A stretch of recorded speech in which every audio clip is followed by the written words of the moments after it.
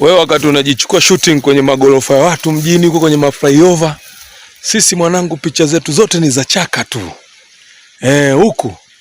Huku walikozaliwa kina Samson huku walikoishi wakina Adamu huku ndiko tunako enjoy sisi huku.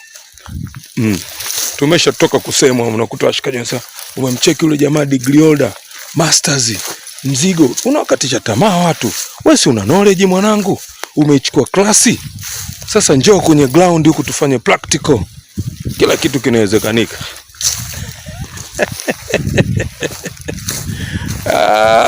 Nimesema zao lolote linaenda, cha msingi chunguza ardhi ni aina gani, mfinyanzi, tifutifu, kichanga, changalawe.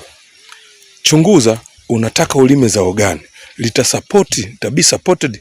Chunguza uhakika wa maji.